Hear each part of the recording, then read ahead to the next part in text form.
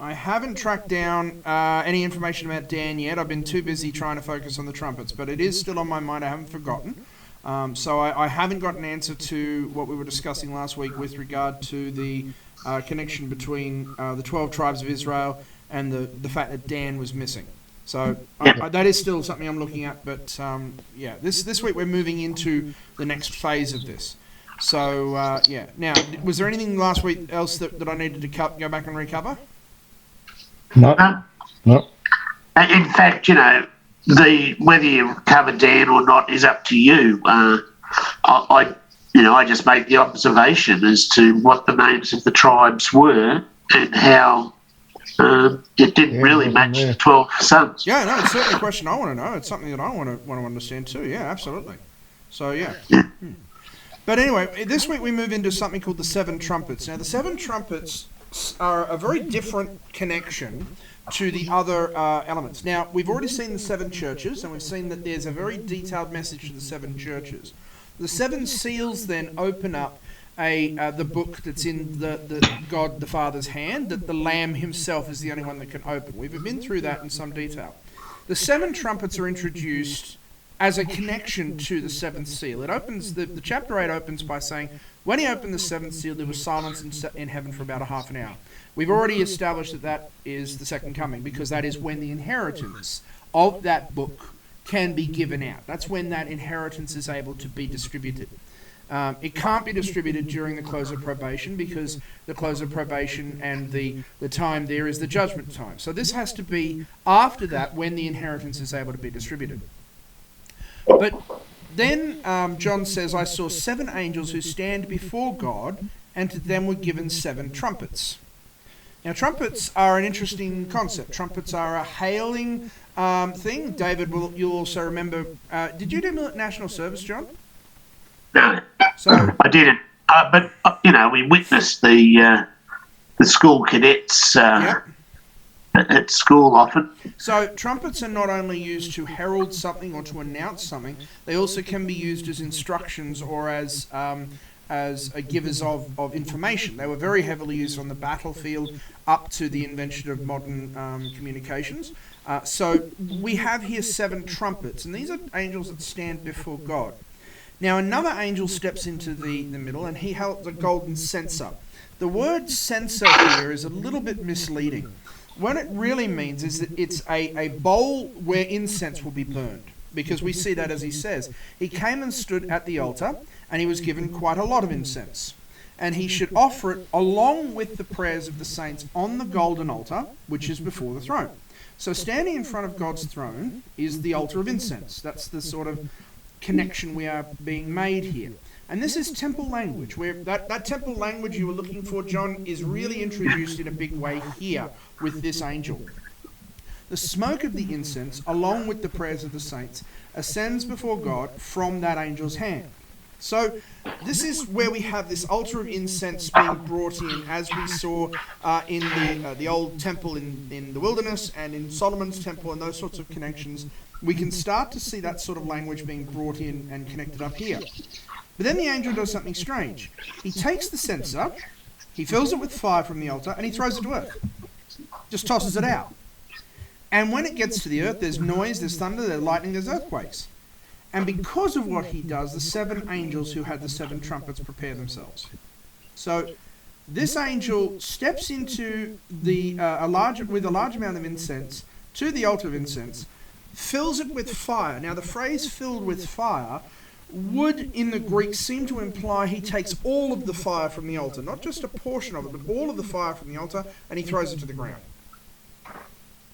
Okay, this is a bit of a weirdness here. This is a strange thing for us to see. And because of what he does, these 7 angels get ready to sound. So we need to look at what we're actually putting here. John is not saying that he sees these things after the 7th seal. He's seeing these things in conjunction with the 7th seal. And I saw. We haven't got that movement like we had before, where it's and after these things. So this is associated or related to the 7th seal. So in relation to the 7th seal, John sees this angel stepping up and taking all of this incense. Now, we would say that this is bad writing in English, but in the Greek, which is this is written in, this is perfectly acceptable. to say that in relation to that time frame, these things happen. It's not like he's saying this is something that follows. In the way the Greek is constructed, the silence in heaven, the opening of the seventh seal, is attached to and almost preceded by this angel doing this thing with the censer and the blowing of 7 trumpets. Now, this is a connection very, very clearly from the way this is phrased at the Day of Atonement.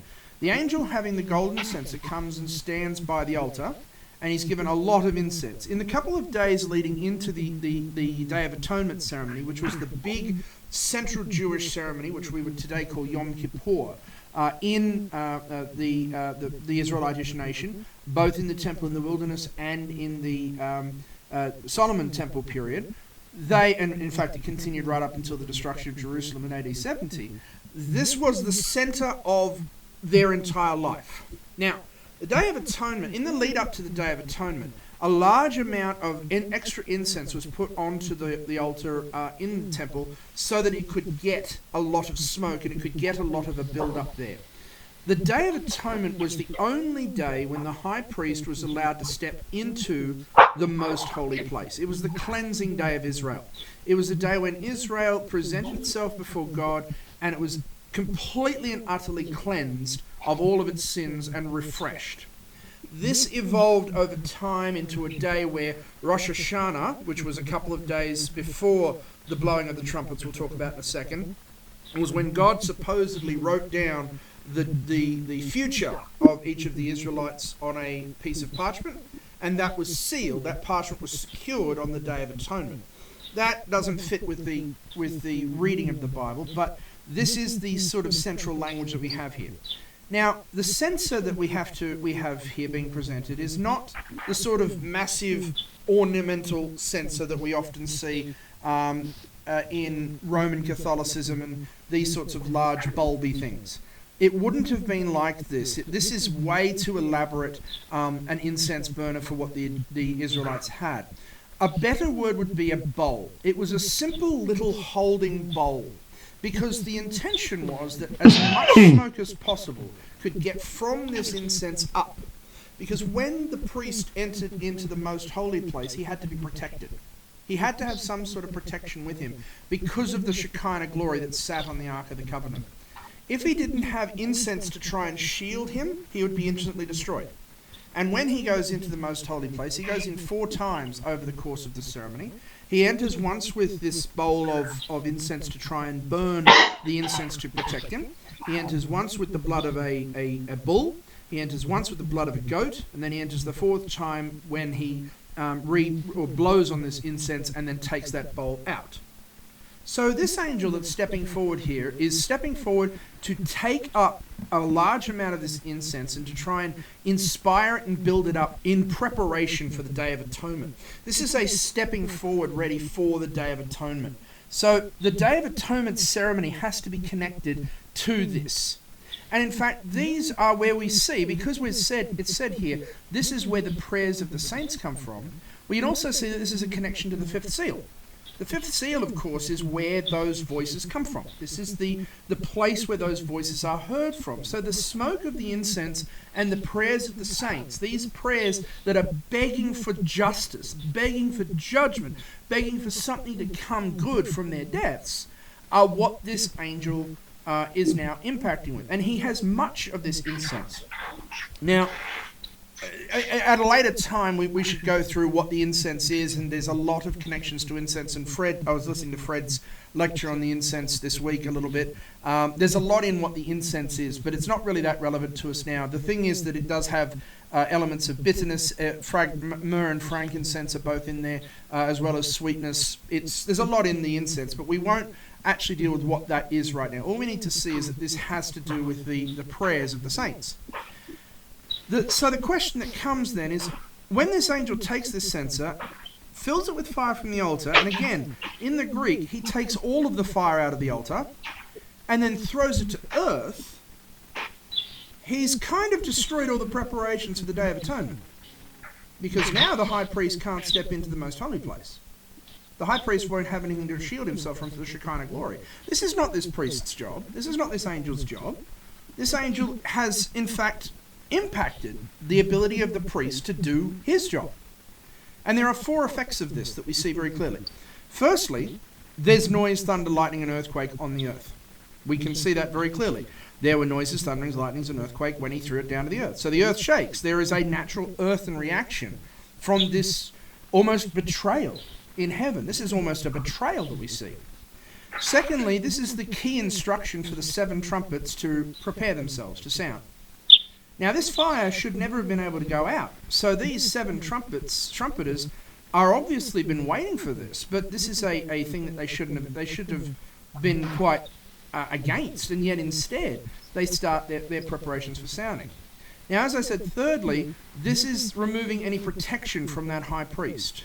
Now, what we can judge and what we know from our studies of Hebrews and such is that that's not such a big problem.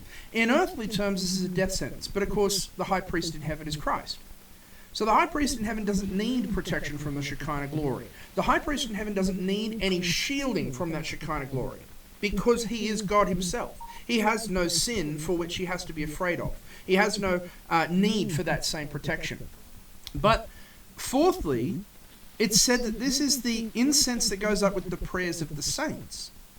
So it would seem that the intercession of this altar, bringing prayers to God through this incense and through this altar of incense, is now no more available to people.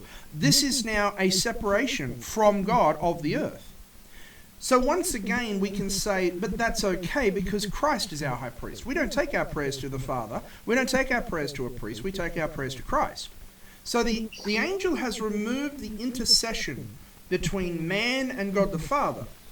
And Christ has had to step in, which is what the Day of Atonement is all about, and replace that. So this is a reinforcement in a subtle form of Christ's authority stepping in there.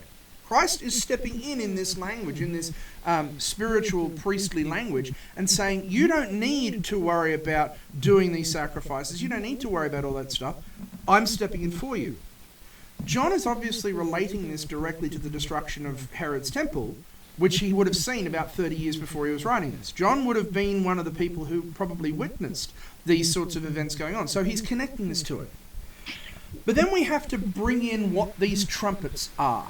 There's no trumpets in the Day of Atonement service. The people are told to be silent for most of the time. So how do these trumpets fit in? Now, there's a little ambiguity in tying down the structure of this, but we need to establish, before we can get to the trumpets, what time frame are we talking about here? There are only 2 real connections that we can make between when intercession between earth and heaven ended and it started with Christ. There's only 2 real connections we can make. One of them, if we're talking about the 7th seal, would have to do with the 6th seal. We would have to say that that is the point when those who are sealed can still intercede, because Christ as high priest stands there and he is going to take on the people that he has perfected and protected. But also, this does fit somewhat with the crucifixion of Christ. When Christ died on the cross, his blood became the sacrifice, and the need for the earthly temple was removed. We see that in the elements, and I've got them here. Where have I got them here? Down a little bit more. Nope, I've got them back.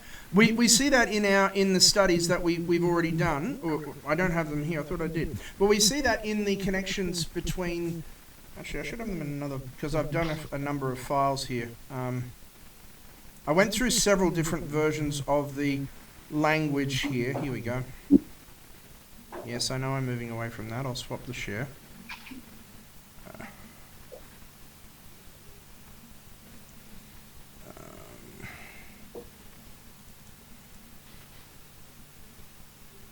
If we look at the language that's used when Christ himself died, we look at the actual language that we used at Christ's death, we can see that in the 6th hour there was darkness on all of the land, and in the 9th hour Christ cried out with a loud voice, Eli, Eli, lama sabachthani, my God, why have you forsaken me? The earth quakes and the rocks split. In Mark, it says there was darkness, then there was the Eli, Eli, lama sabachthani, but then we also have this moment of the veil of the temple being torn. And Luke records the same thing. Luke records that there's darkness, and he says, into your Father I commit my spirit. And we have these connections between the veil being torn and a separation being a separation being released between the holy place, the most holy place, and the people outside. What was released and what was revealed in this time, the temple veil, was actually that there was no Ark of the Covenant in Herod's temple. Herod's temple instead was the host to a large white stone. Herod's temple didn't have the Ark of the Covenant in it. It had been taken away by Jeremiah long times before. So we see that these effects of Christ's death match what it says here: noises, thunderings, lightnings, and earthquake. There were earthquakes. There was a cloud around the throne for around Christ for about 3 hours between his initial crucifixion and death.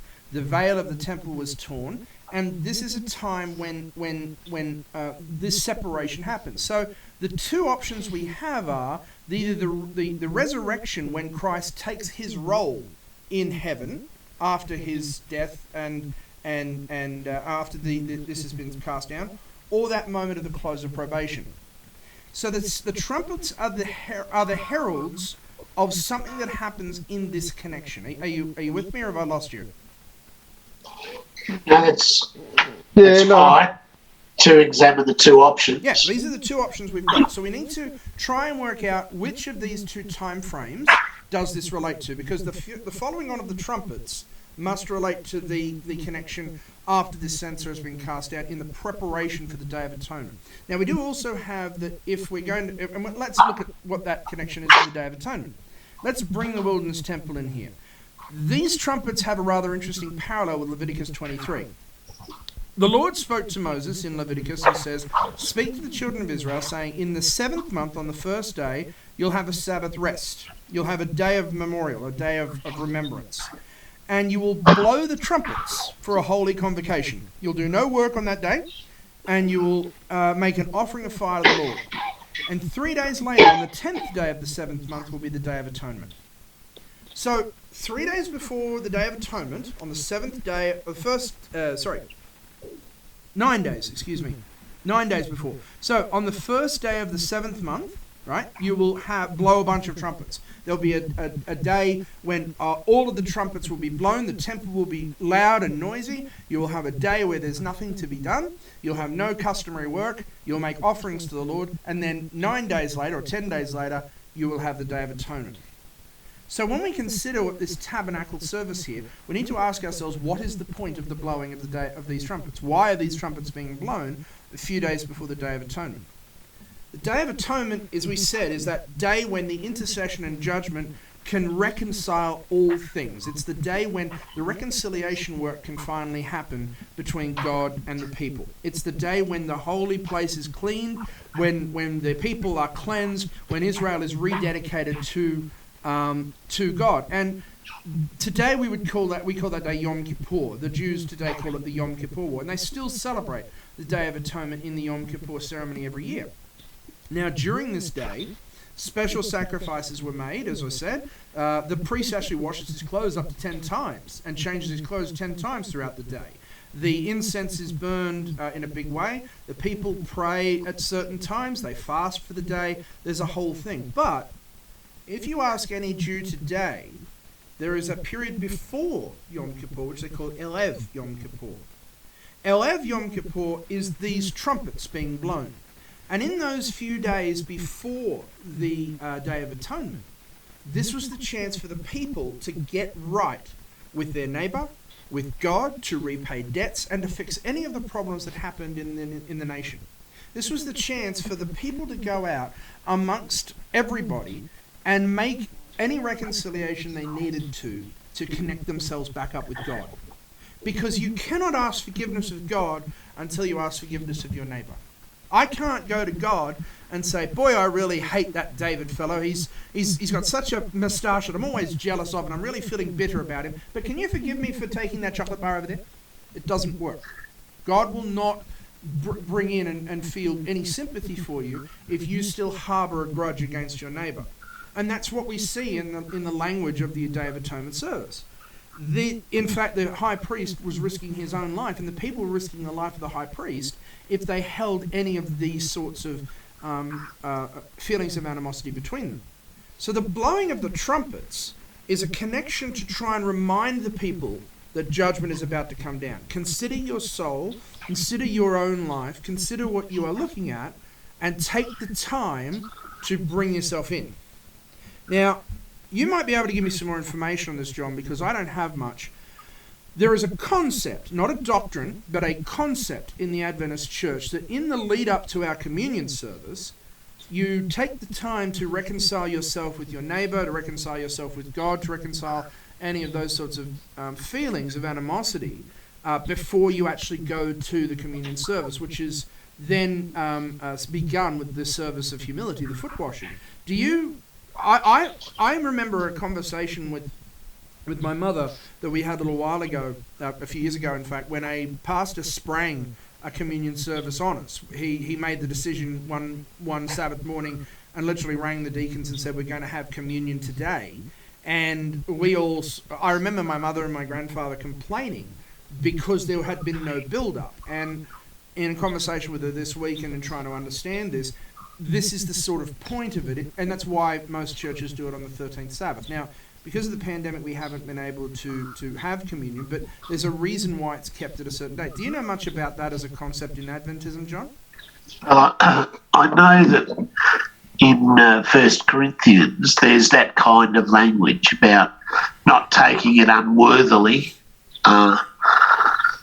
And remember, 1 Corinthians is in the context of there being divisions in the church. That's the initial thing. Yeah. So all I can say is my experience is that there is that kind of reference. Certainly I haven't been diligent in pushing that, because I actually have I think the worthiness that's being spoken of in 1 Corinthians is a little bit different to what we traditionally have taken the worthiness to be. Right. But certainly the concept of a preparation for communion service is, I think, evident in 1 Corinthians, and certainly has been practiced in the Adventist Church. And if we take that the Day of Atonement is or these sorts of ceremonies are sort of what we would interpret as communion nowadays, there's connections between them. You can understand why this Erev Yom Kippur, this time of preparing yourself, is important in going before God in that communion service. I mean, that makes sense, doesn't it? Yeah. So this is where the trumpets in Revelation are obviously a reflection of this preceding time before the Day of Atonement. And thanks to Jesus, we can not need to worry about ourselves, as well as that chance that we have to stand before God. So in terms of the seventh seal, we know that there are judgments and there are separations that have to happen before that the seventh seal can be opened. So in this sort of a context, this casting of the censer and these seven trumpets makes a bit more sense to us when we connect up that before the inheritance can be given out, before the seventh seal can be opened, there has to be a separation of what Matthew says is the sheep from the goats. We have to find this time when people are separated off between the two. And we saw that in the sixth seal. In the sixth seal, we saw that the restriction was put on, saying, hang on, we're still doing a job here. Just hold on a second. We're still putting the seal of God on certain people's foreheads. So there is a connection here. So when we look at this text again, in the light of this seven trumpets, it makes a bit more sense. The angel takes the golden censer, and he takes much incense that it should be offered up. So he takes quite a lot of this incense to give a chance for the prayers of the saints to get going, to give a chance for the prayers of the saints to make it to God. He opens it up, encouraging people. He's encouraging prayer. These trumpets that are going to be sounded are going to encourage people to repent of their sins, to reconcile themselves, to connect them up. But that encouragement has a time limit on it. It's not explicit, but there is a limited time on it. And when he takes the censer, as I said, the Greek seems to say that when he takes the censer and fills it with fire, the Greek implies that he takes all the fire. He takes the whole lot and casts it down to the earth. There is a time when intercession ends, in the same way we saw with the sixth seal. If there is a restriction on striking the earth until the people of God are sealed, then there is a point in time when those people of God are sealed and protected, and nobody else can join them. If there is that connection, then there is one that is made there. And as I say here, when we look at sort of events that we've discussed in the first four seals with the Christian church and how it went off the rails, and we go back and we have a look at the connections with Israel, with Baal worship and all that sort of stuff, one would presume that at certain times the high priest's office was extremely limited, but we'll digress from that. So the 7 trumpets prepare themselves to sound when they witness this thing. And again, this is witnessed in relation to this thing. When they witness this, they say, right, this is what we are about to herald. We are going to herald the coming of Christ. We are going to herald the Day of Atonement.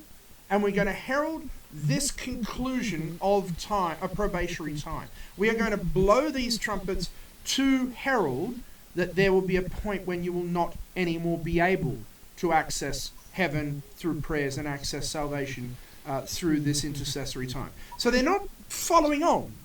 They're preparing themselves to say, this is what we're doing. In the same way that the Day of Atonement service itself was a preparation or a heralding of Christ's sacrifice. It wasn't that Christ came after it. Christ is eternal. He has no time limit. But the sacrifices of the Day of Atonement every year reminded the people and prepared the people for this. So if we think about it in those sorts of ways, we have that connection. So what are these trumpets heralding?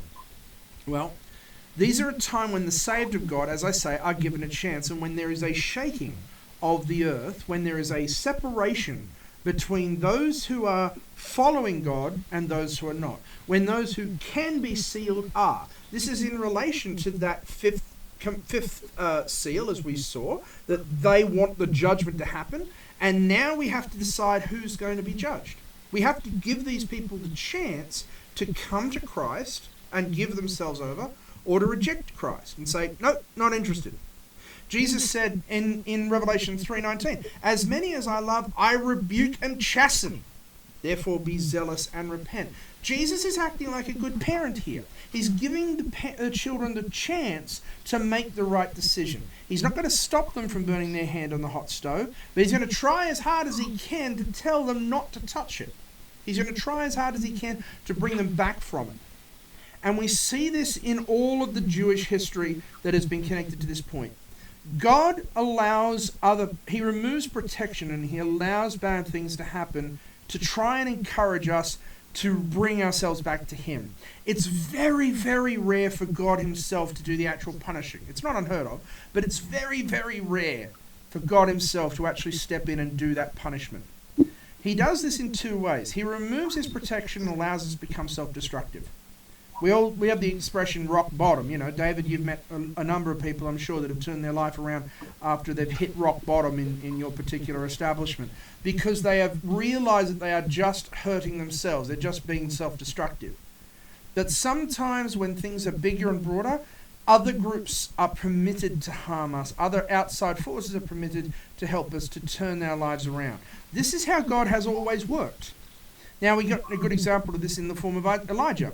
In Elijah, during the Northern Kingdom's time in 1 Kings 18, we know, I'm sure you know the story, David, that Elijah was a prophet of God, and there was a lot of Baal worship going on with the wicked Jezebel, and Elijah, and God, you know the story with He ran off, she killed all the prophets. He killed them, yeah. Yeah. He set up the big altar. They set up the altar to Baal. They cut themselves, and for 3 days they danced around it. They tried to get Baal to set fire to it. Nothing happens. In the middle of a drought, so everything's as dry as anything, and nothing happens to that. He goes up there. He builds massive just stones, puts a pile of wood on it, and then gets them to dump 7 loads of water on top of it, drench it down, and says, "Your turn," and the whole thing catches fire. This is a realization, and as a result of that, I think it's 350 of the Baal's priests were put to death by Elijah before he had to run away, and he was fed by angels' foods, and he ran down to the Mount of Horeb, which is a fantastic story. This is an introspection. Didn't she? She chases him down there, doesn't she? Absolutely, and it's one of my favourite stories in the Bible, because when he gets down, he's woken up by an angel, and the angel he's sleeping under a tree, and he's woken up by an angel, and the angel says, "Here's some of my angel food. This is my food I'm giving you." He ate angel food. He went, "Oh, this is nice," and he eats it up. He goes back to sleep, and another angel comes and wakes him up and says, "No, you need your strength. Here's some of my angel food." And he goes, "Okay, this is good." So he eats that up, goes back to sleep. Another angel wakes up and says, "Run!" And he runs. I think I worked out it's 160 miles down to Mount Horeb. And when he arrives at Mount Horeb, he arrives and there's a massive firestorm on the side of the mountain. And he, of course, freaks out and goes, "I don't want to be a part of that." So he runs around to the other side of the mountain and there's a massive dust storm. And he says, "Yeah, not really interested in that." So he runs up to the top of the mountain, there's a massive earthquake. "Yeah, don't want near that." So he nicks down to the bottom of the mountain and gets into a cave. And in the middle of the cave, he hears a still small voice that says, "I wasn't in the fire, I wasn't in the dust, I wasn't in the earthquake, but in this still small voice I speak to you." And that's I love that story. It's a really powerful one, but we're digressing. But the point is that Elijah, you know this story, Elijah is acting inside. He's seeing the self-destruction of the Israelites. He's seeing this internal power and pressure, and he's saying to them, "I want you guys to change. I want you guys to turn around." And of course they do, but only for a little while. And within 100 years, the Assyrians came down. And God says, "The Assyrians are my rod of anger, and the staff in whose hand is my indignation." The Assyrians had come and attacked Israel and attacked Jerusalem, are the ones that in Isaiah, God says, "I'm using to punish you. I'm using to bring you back to realization." But he's not happy about it. He says in Isaiah 10, "Woe to Assyria. I hate the Assyrians. They're a bad group. They're a group that I don't want to use. They're a group that I don't want to have anything to do with. But I have to use them to punish your indignation and to make you realize that this is the right thing. You have to come back to my word." So the trumpets here herald judgment of God to make us realize, or to make the Christian churches and the groups we're going to talk about realize that they are off the right path, that they're going down the wrong way. They're important because they actually make people realize that what has been talked about in the fifth seal has to be rectified if you're going to be on God's side. There is a connection, of course, we talked about in the seal of God to the intellect of the people, but this is where they're actually able to make the choice to come to whatever criteria God determines is the correct. And this is not unusual. This is not in any way unusual. Peter wrote in 1 Peter 4:17, "The first for the time has come for judgment to begin at the house of the Lord." The house of God is the first to be judged. It begins with us first, and will be until the end of those who do not obey the gospel. And then what will be the end of those who do not obey the gospel of God? So Peter is saying here that the first group to be judged have to be the Christians. They have to be the God's, and I won't say Christians there. I'll say God's people who support him and who love him and who want to do his will. And he's even going so far as to connect this with a story in Ezekiel 9.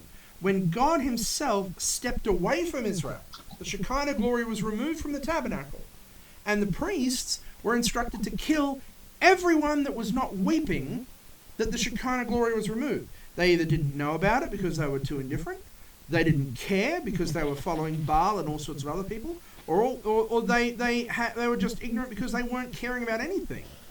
And he said that those deaths should begin at the sanctuary in Ezekiel chapter 9. God must sift through the sheep very, very, very carefully, because the goats are obvious. But when you sift through the sheep, as we keep seeing in this language, we see that there can be no blemish and no disease in their number.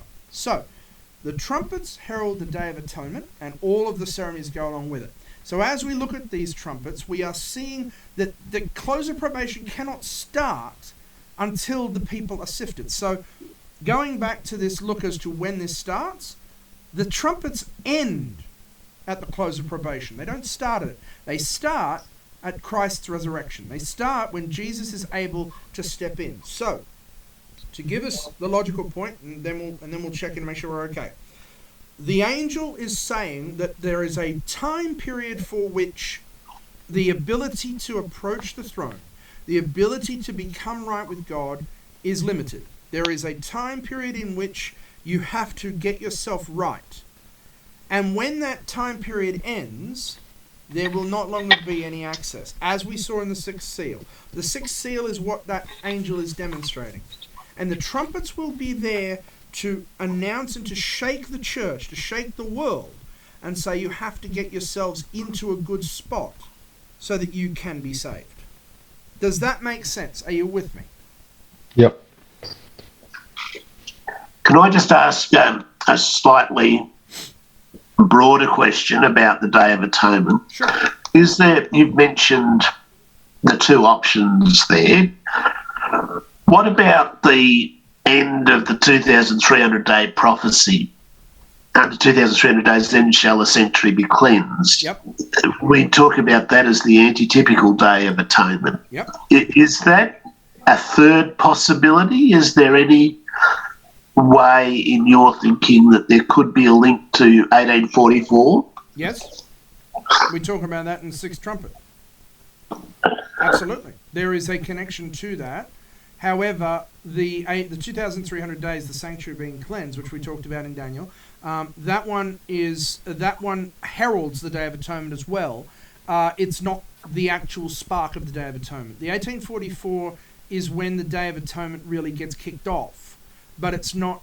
But there are. It's if we put it in this sort of language, 1844 is more or less when the seventh trumpet ends, to my understanding. And we're going to get through 4 of the trumpets today, and then there's the next 2, and then there's a bit of a bridge.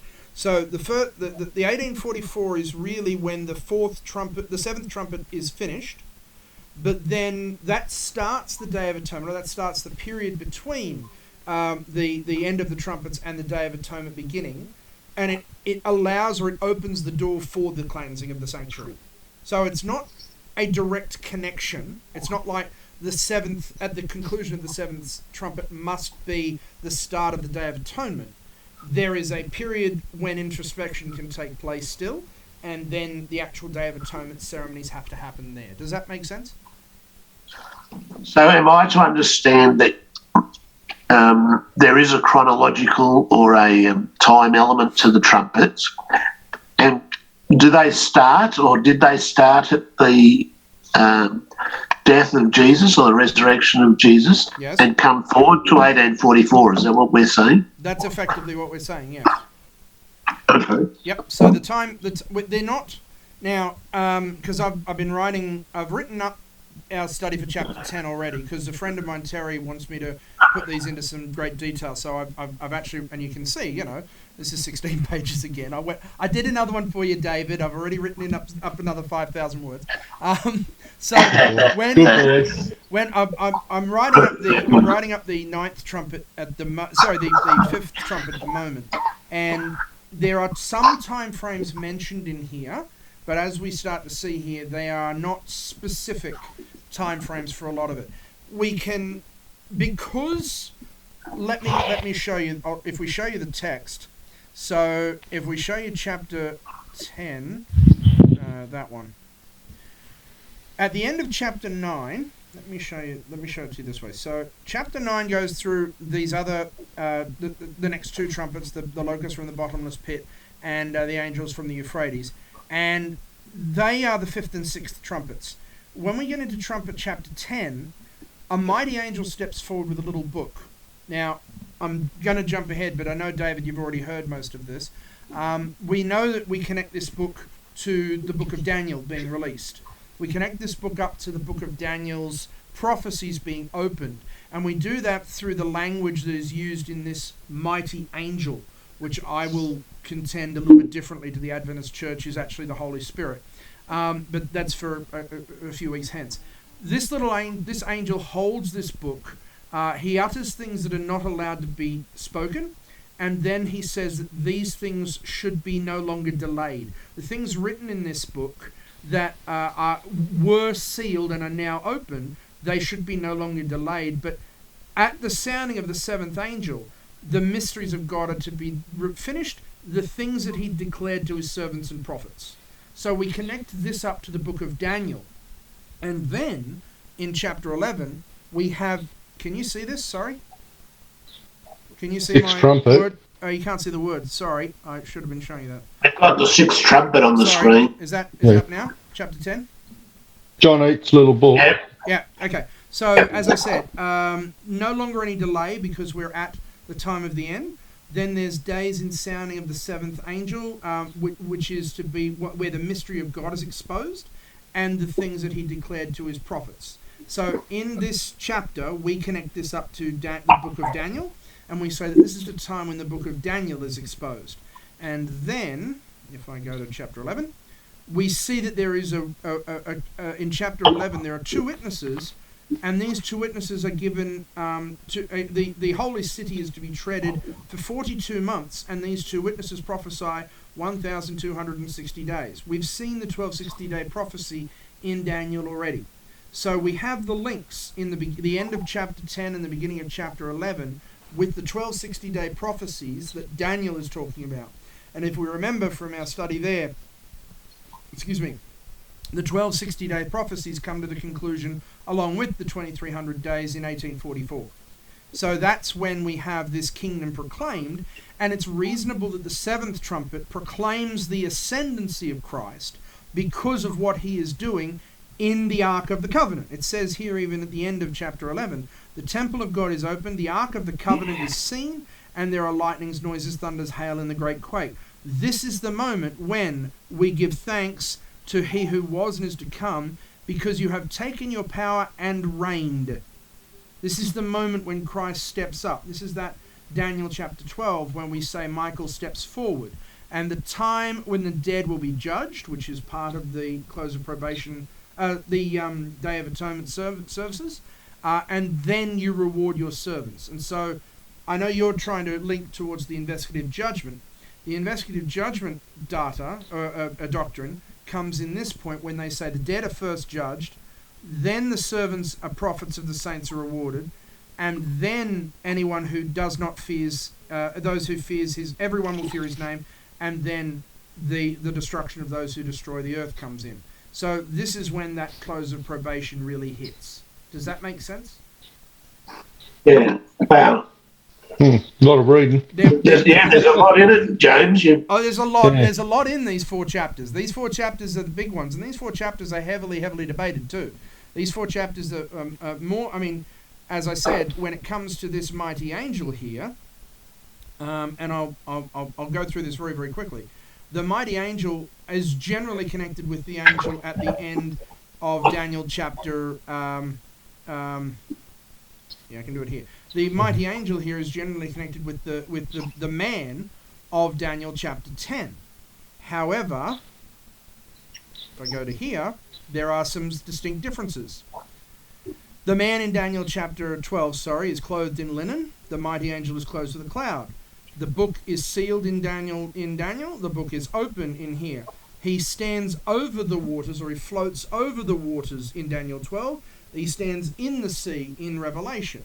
Then the oath that he swears is very different. Mrs. White connects him and says he is no less a personage than Jesus Christ. But I would even interpret that she's saying no less a personage, which would mean that she could indicate that he's actually someone else. And I would argue that the messenger here is the Holy Spirit, because this mighty angel is distinct from the Christ figure we've established in Daniel 12. So there's so much in these passages and these stories that really boggles the mind. There's so much detail contained in these things that is left open for us that it's really quite surprising. Okay, we've digressed a little bit. Is there anything else you want to step back to, or are we okay?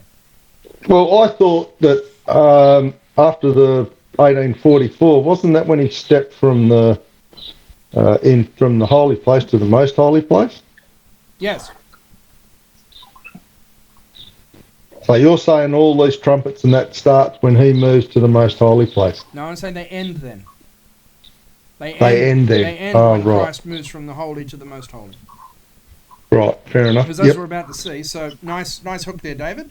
As we're about to see, the first angel sounds, and we see that hail and fire follow, and it's mingled with blood, and it's thrown to the earth, and the third of the trees are burned up, and all the green grass was burnt. Now, nice connection there, David. One thing we need to say here is when we say a third of something, we need to remember that a third of anything is enough that it is heavily impacted, but not destroyed.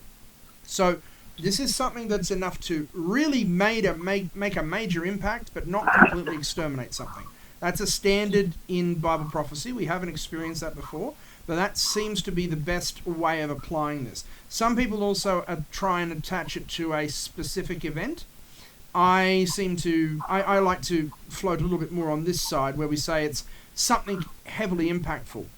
And we've already seen where these have started from. We know that the green grass, if we go back to Nebuchadnezzar and we go back to the book of Daniel, we know that the green grass, or the fertile land, is specifically the nation of Israel and or Jerusalem itself, as well as the leaders that are either in charge of or enjoying Israelitish command. And by the time John wrote his book, the Jewish nation had almost been completely exterminated. We saw that the green grass throughout Jerusalem and throughout Israel had already been heavily attacked. We saw that in the destruction of AD 70. It has been said that there were only 10 rabbis that survived that destruction. So in terms of the sheep from the goats, and in terms of this sort of separation, there are two major effects. The Christians were before this seen as, and treated themselves as, a sect of Judaism. We've already looked at that in great detail in the first churches. Whereas now, after the destruction of Jerusalem, they completely independence themselves from the Jews. They didn't want to be a part of that, and they recognized that because of the new covenant, they separated away from them. So those Christians, and that's why Jesus himself said, pray that your flight be not on the Sabbath day or in the winter when the destruction comes. This hail that came down is an opportunity for the Christians to separate themselves away from the Jews. Now, it doesn't change the symbolism. As we will see, the green grass and the trees still end up being the Jewish nations, but it seems that is the first to be judged. And that's reasonable as well, because if you're Christ on the cross and you want people to move into following your Christian message, the first group you have to judge, the first group you have to look at are the old covenanters, the ones who were part of the early covenant. So it makes sense that this connection is there. Secondly, those few survivors of the Jewish revolt galvanized themselves hard into securing their beliefs that they had nothing to do with the Christians. And for the last 1950 years, the Jews have rejected the divinity and the messiahship of Christ. They have simply rejected it as a thing, and nothing will change them from that.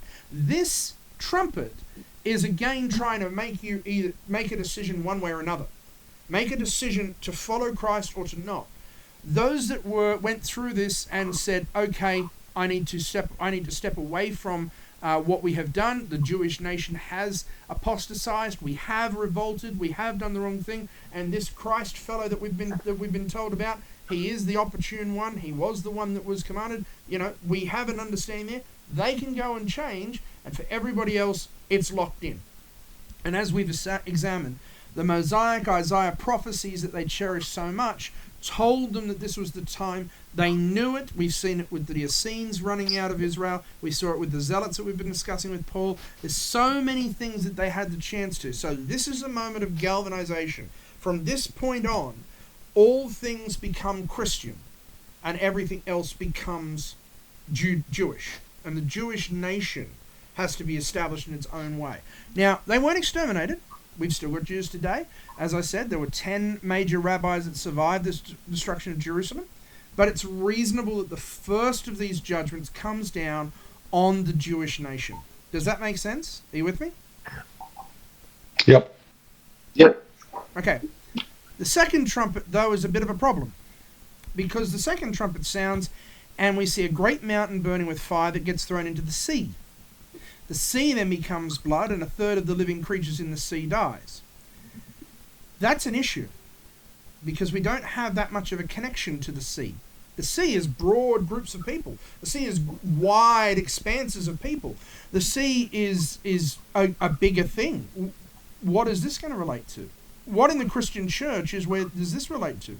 We need to pin this down, but we have a problem when we look at it in this itself. Now, we know the Christian church was persecuted and tore itself apart from the inside. But because of the unspecific nature of this prophetic language, we'll have to come back and review the second trumpet in a moment. Let's see if we can move on to the third trumpet and see if we can expand. That wouldn't be something like the Black Plague that went right through Europe and England and. No, that's the 1,000 years later. That's 1300s. Oh, right. Fair enough. That's a bit far ahead. Yep. But we'll see as some of this language gets connected up. We'll come back to that. The third angel sounds, and a great star falls from heaven, burning like a torch, and it fell on a third of the rivers and springs of water. The name of the star is Wormwood, and a third of the waters became wormwood, and many died from the waters because it was bitter. Now, here's where our Greek comes into play. Now we get to play with some Greek language. When a Greek person sees that phrase like a torch, not just a star burning like a shooting star or something, but like a torch, and rivers, springs of water, the Greeks will recognize that this is philosophical language. So, the Greeks who would be reading this, because of course the 7 churches in Asia are all Greek churches, as we've been discussing with Paul, these guys are going to see this connection and say, these are the bearers of light, these are the fountains of knowledge, these are the springs of intellectual people. This is the connection to intellect. So, a star falling from heaven, burning like a torch, and then landing or impacting a third of the rivers is going to be seen as an evil spirit. It's something bad coming down because it's making those waters bitter. They're immediately going to connect up and say, okay, this is some evil thing coming down from heaven with its own light, its own philosophy, its own intellect, that's going to impact on the intellect of the earth, and it's going to make the earth's intellect bad. Are you with me? Are you following with me? Yep. So, the word wormwood is an interesting word to use. Wormwood would have been the old, and I've got the name of it here, absinthius herb. And it's actually where absinthe gets its name from, that French green, highly alcoholic drink that's so strong you have to melt a sugar cube into it before you can drink it. It has a tremendously bitter aftertaste. It is used as a tonic. It's used as a healing herb, and it's used to impact stomach ulcers and bitterness and those sorts of things. But it is a very, very bitter tasting thing. So this is a poisoning of things. And if you drink enough of it, it can kill you. It doesn't typically, but if you drink enough of it, you can die. So all of a sudden, this herb is brought into this group of things. So the springs of waters are impacted by a false light or a bad light coming from heaven, falling from heaven, not arriving from heaven, but being cast from heaven, and it's making all of the springs of waters bitter. Now, this is springs of waters. This isn't the sea. This isn't the global sea. This is the springs of waters. So this is the teachers. And if we put this into the context, we've already debated the satanic forces that influenced and impacted the Christian church's teachings in that third phase of the Christian church. We've already seen the false doctrines, the evil thoughts that came in and corrupted the masses. So the reproof here is that a bad guy, some bad character, comes from heaven, or is cast out of heaven, lands on the teaching and the instruction, and corrupts the people, and people are lost because of the corruption that comes into play. We've already seen ad nauseum what the Roman Church did when it comes to the Sabbath, when it comes to Easter, when it comes to Christmas, those sorts of things. The shaking of this trumpet and these false doctrines and this false teaching also goes back and impact the Jews who say we won't do anything on the Sabbath. So when the Christian churches became in the ascendance, the Jews themselves were the ones who were the ones who became at risk. And so the shaking, this reproof, is on anyone who led that discussion point in, as we saw, the Council of Nicaea and those early Christian churches, to corrupt the people and knowingly put their parishioners at risk.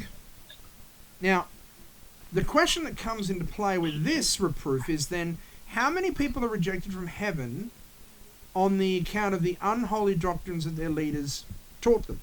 Mrs. White herself says that at the last days, ministers of the Adventist Church will be approached by their parishioners and saying, why didn't you teach us all this stuff about what happened in these days? Why didn't you get us ready for the last days? Why didn't you prepare us for these things?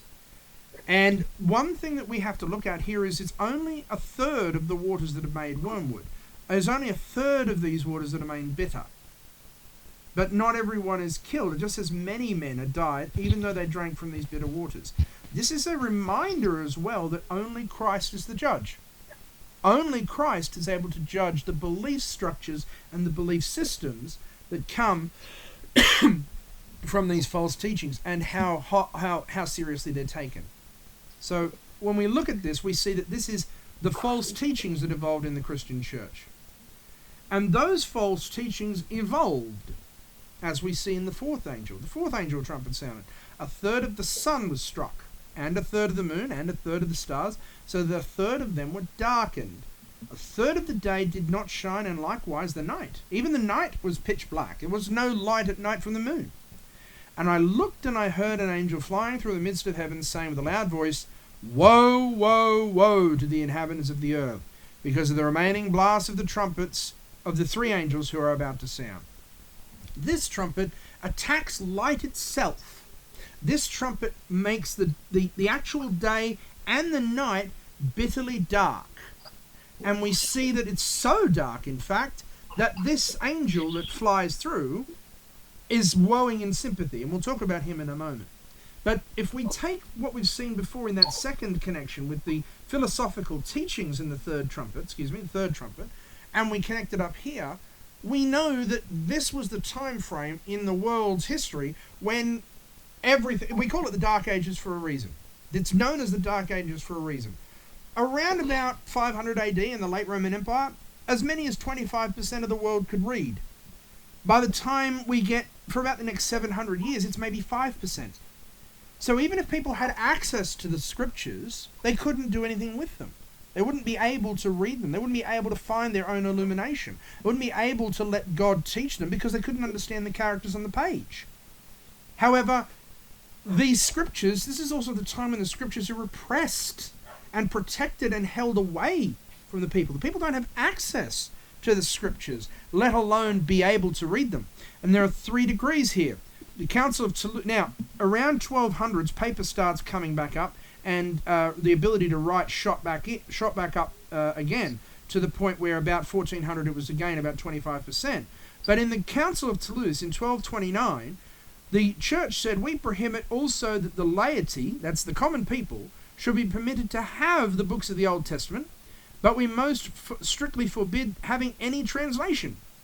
In the Council of Saratoga in 1234, no one may possess the books of the Old and New Testament.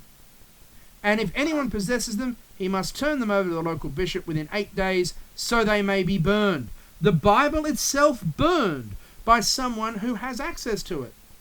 And in 1536, William Tyndale himself was burned at the stake for translating the Bible into English.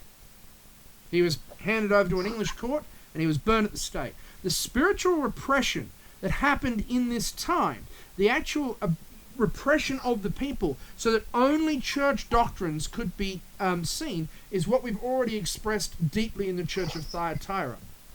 But what's so impressive here is an angel flying through the middle of heaven starts empathizing with the people.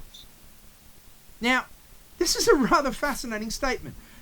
John heard an angel flying through the midst of heaven, saying with a loud voice, Woe, woe, woe to the inhabitants of the earth, because of the remaining blast of the trumpets of the 3 angels who are about to sound. John's in vision, so this is not accidental. This is not some sort of an accidental, an angel that's sort of, look at this. No. This is set up. God has set up this angel to go, man, I feel sorry for these guys. Look at what they're going through, and look at what's yet to come. If these guys are already that hidden, they're already living in that bad of a set of dark ages, things can only get worse from here. Man, look at what these guys are going through. Oh, wow. This is the knee-jerk reaction from heaven itself and from God's supporters, who can see everything, reacting in pure pity. They empathize with us. They can't sympathize with our experience. Sorry, we've got to make a distinction between the two. They can't put themselves in the place with us because they've never experienced pain and death and these sorts of things. But they can empathize and have pity on us for what we are seeing. So these woes, which we are going to come to again and again, these woes are heaven itself pouring its heart out in empathy for how bad things get. And what makes it even more interesting is that only 2 of these 3 woes that are promised are actually mentioned. The third one's lost. He says here that there are 3 blasts of the angels are about to sound. There are 3 woes mentioned, and we'll have a verse in the next chapter where it says that there are 2 woes past and 1 more is about to come, but we never hear what happens with the third one. So we wonder even if John is told, hey, just ignore that bit because it's so bad we don't want anything to happen. The other one comes at the end of chapter 11, as I said, by which time the Bible is outlawed in revolutionary France. So, if we look at this in this sort of a context, we can now take a step back and go back to that second trumpet, and we can start to draw some connections between what's going on here. This is an impact on the spiritual life. This is a spiritual set of judgments. In the first 7 churches, we saw a timeline of events. We saw how things were going to play out. In the next one, we saw the physical witnesses who observed Christ and observed the opening of the scroll. In this one, we're seeing a spiritual judgment and a spiritual shaking of what people are experiencing. So these are focusing on the spiritual experiences. As we said, the Jews were given the opportunity to follow the Messiah. They'd long awaited him. They knew it was coming. They knew things were there. And then they betrayed and killed him when it was option. When the church was safe, it was corrupted by satanic forces. After it was destroyed, after it was out of the wilderness. We've already talked about this in both the seals and in the 7 churches. It was then quickly corrupted by satanic forces, and those corrupted doctrines made such a spiritual darkness fall over the church that no light could come through. And even when they did have that chance, if you were a banker, if you were a lawyer, if you were one of those blokes who was able to read and write, you were banned from reading the scriptures. You were banned from having any access to the Bible. So if we apply this same sort of language back to that second trumpet, which actually gave me a bit of trouble this week, we can look and we can see what this thing connects to. The second angel sounded, and something like a great mountain of burning with fire was thrown into the sea. A third of the sea became blood, and a third of the living creatures in the sea died. Now, if we look at the connection between and I'll go to this version here. If we look at the second and third trumpet, this star that falls down causes these waters to become bitter. And the effect of those waters becoming bitter, the false teachings, causes the sun to darken, causes light to go out. So we can draw a connection between the burning of this angel's hail and fire with this great mountain being destroyed. We can draw that connection through and saying, all right, what is that attachment? And, oops, where am I? This great mountain was not set on fire by a trumpet. It says, the angel sounded, and something like a great mountain burning with fire was thrown into the sea. At the time this angel actually blew his trumpet, the mountain's already on fire. What the trumpet did was throw the mountain into the sea. It didn't set it on fire. So we can connect that up to this first trumpet and say, well, Jerusalem and the holy mountain where the temple was absolutely destroyed. It was torched. The people of the world had tolerated Israelitish rebellions for so long, but by the time the Messiah came, as we see extensively in Paul's writings, the gospel first went to the Jews, and then it went to the Gentiles. So if we remind ourselves of what happens in the opening chapter, of opening the first seal, we look and behold a white horse, the pure church. He who sat on it had a bow, a crown is given to him, and he goes out conquering and to conquer. We can see that the connection here is for this church to evangelize broadly.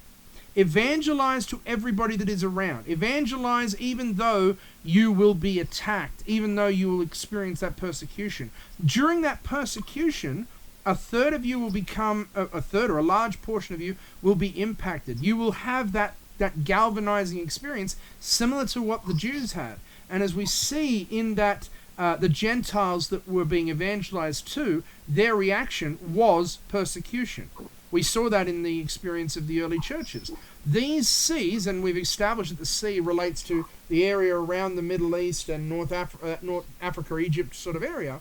This is where the Christians flourished. This is where the Christians exploded. They went out and did as much as they could to evangelize to both Jewish and Gentile populations, but they didn't get very far.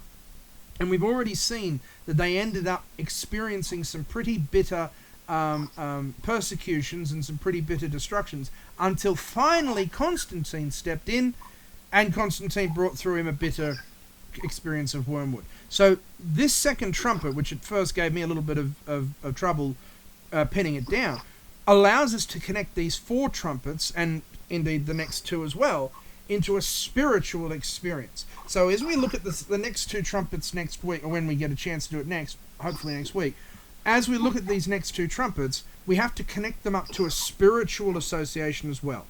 So these first 4 trumpets are the shaking, the movement of people being told, come back to the true message. Come back and don't drink of the bitter wormwood water. Listen to the teachers that listen to what God's word is. And finally, when you don't have that access, well, woe, woe, woe to the inhabitants of the earth. Because things can only get worse from here. And as we will find, they do. Does that make sense? Are you with me? Yep.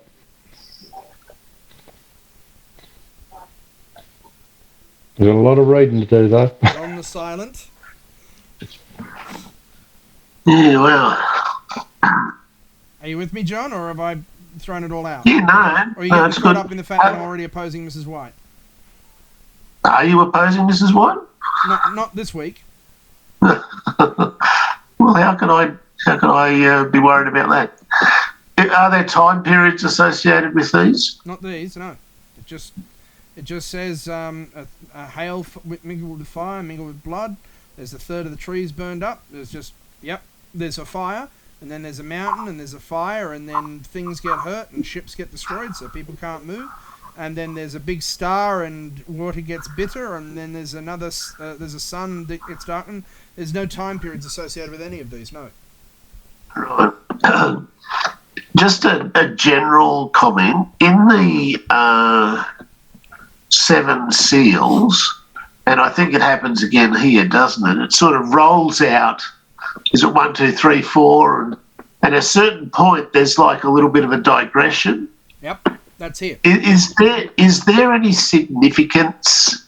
Is there any pattern that where sort of one digression has some relevance to the next digression, or is it just, maybe just John's way of writing, or? Yeah, no, you can closely relate the 4 horsemen, or the first 4 seals, to the first 4 trumpets, because the first trumpet, the first, if we get it up here, if we have a look at the first trumpet, that one, and that one. So if we look at the first seal, no, I don't want that version, I want just the Bible. That one. So if we look at the first seal, a white horse steps forward, who has a bow and a crown, saying, "Go out to conquer." If we look at the first trumpet, we see that this is hail falling on the vegetation. Who would the Christian church evangelize to first? It's going to be the Jews, because they're expecting Christ. They're waiting for him. They're looking for him. They're begging for him. Beyond Christ, they're given the opportunity to go out very broadly. They're given the chance to go out and actually see everybody. The second trumpet sounds, and there is a persecution and a tempering of the Christian church, and a spiritual tempering that has to go along with that as they find themselves under persecution. The second seal, again, we have a fiery red horse, and he's been given a sword so that they can kill one another, and there is a lot of blood and death that comes and takes place. There is a connection between those two. The third one, when the waters are struck, the actual intellect of the people is corrupted, the intellect of people is corrupted, and in the third seal we find there is scarcity. Virtue and truth and justice become scarce in the earth, and it becomes expensive to hold yourself to the values that you've always had, Christianity, Saturday Sabbath, for example, and not worshipping in on Christmas and Easter, and we see the same thing here. The Christmas and Easter doctrines, the Sunday doctrines, come into play in a big way, so they make the church bitter.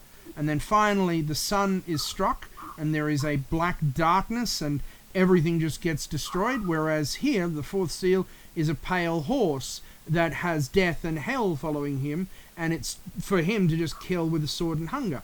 And as we said, if you look at what was done by the Christian church, those who had copies of the Bible, if you had them, you were pretty well put down.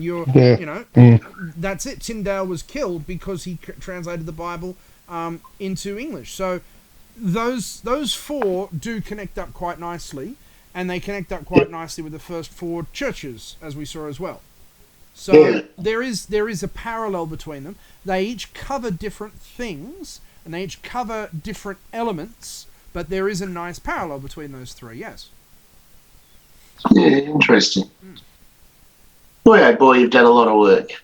We're not finished yet. We're not halfway through it yet. No. Still a lot of work you've done. It's fun. I appreciate it. I'm enjoying disagreeing with Fred and everybody else. It's kind of fun. All right, let's end in here with a prayer. Heavenly Father, we thank you this afternoon that we could come together once again. We are sorry that we've not done this on your day, but we thank you that we can still have the freedom and the ability to come together and discuss and debate your word and your movements for us.